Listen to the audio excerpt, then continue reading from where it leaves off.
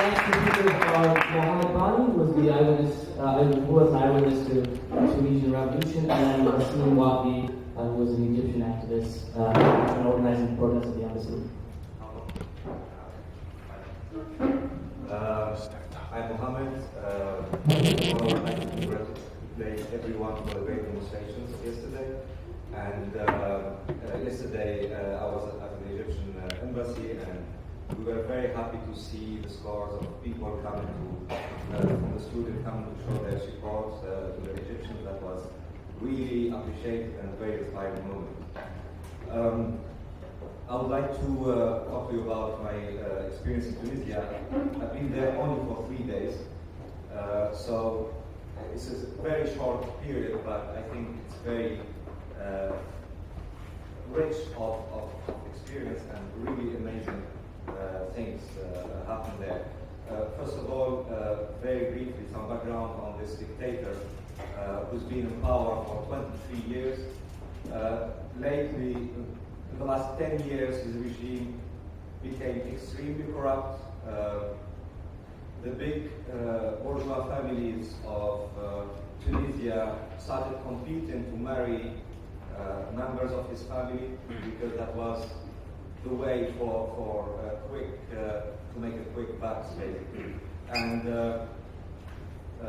right now, I think Ben Ali and his family are estimated to have a fortune of $13 billion.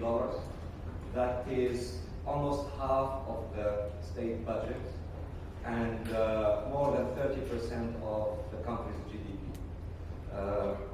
So just to give you the scale of this corruption, it's very important to understand that a government like this just cannot reform. When we hear Obama and other leaders in the world asking before they were asking Tunisia to open up and reform and implement, democratic reforms, how can they implement reforms? How can they allow people to freely tell them that they know that they are thieves, them and all the members of their families? And the only way these regimes can keep denying to the people their economical and social rights is by being undemocratic. So that's really structural. It's not, these regimes just cannot be reformed. Just to come back to my personal experience, I decided 2 days before the fall of the government to go there just as a person. I have absolutely no contacts in Tunisia. I'm not a professional agitator or anything. I wish I was, actually. And I will try to be. I need to learn. So I just booked my ticket and I went there, landed on Friday noon. My parents came to say hello, a bit emotionally, tried to convince me not to go to the demo, and then in the end, of course, they took me there and went home. It was an amazing sight. I've never seen more than 100 people, together gathering in Tunisia in front of the Interior Ministry. There was more than 100,000 people chanting very radical slogans. The minimum consensus was Ben Ali, leave now, or actually get the hell out, in French, that's dégage.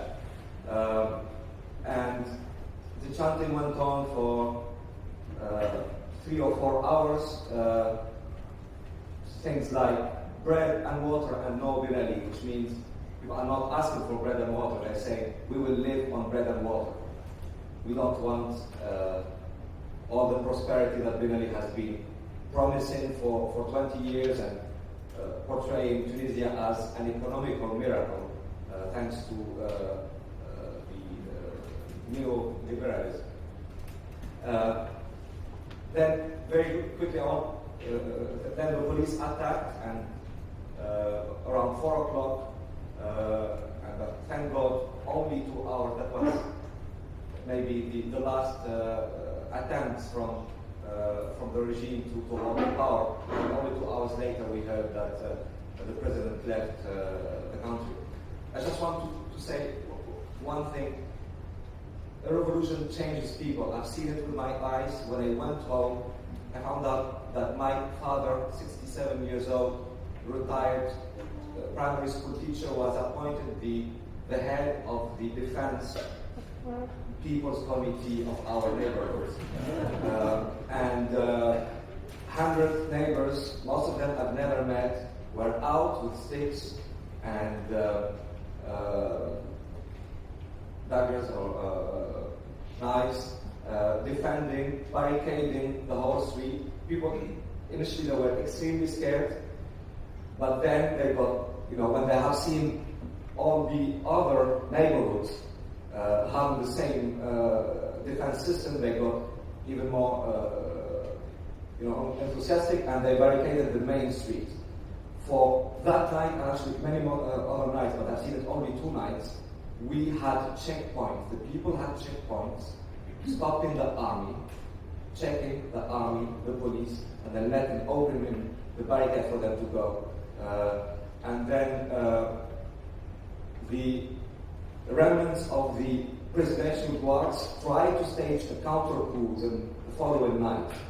We knew this because some people arrested their chief trying to run away to Libya. 2 people got killed because they arrested him barehanded. And then we knew the plot. There were around 800 cars full of weapons and bombs trying to stage chaos in the whole country to portray this revolution as a violent one and to ask for the president to come back. People stopped these cars with these barricades. We stopped one of these cars in front of our neighborhood, just was passing by, and some people just chucked a bed, a piece of furniture on the car. And then people were coordinating between themselves live on national TV. So the neighborhoods somewhere, they will call saying there's this suspicious car going in that direction. Then 5 minutes later, we hear from the other neighborhood saying, yes, we got it, and it's full of weapons. Then the following day, people were organizing. Our committee went, asked the bakery to open. The baker said, I have everything, but I don't have workers to make bread. We told him, we'll do it, just show us how to do it. So we made bread, we took it to the shop, we asked the shopkeeper to open, then we organized the queues, and we decreed that everyone can have 5 loaves of bread, no more. People accepted that, and then these committees continued in every, they were protecting the hospital, and so on. So to wrap up very quickly, because I know I spoke too much, I'm here to tell you that this revolution has only started. Now it has spread to Egypt. Solidarity between all of us fighting for our human rights is extremely important. Thank you very much.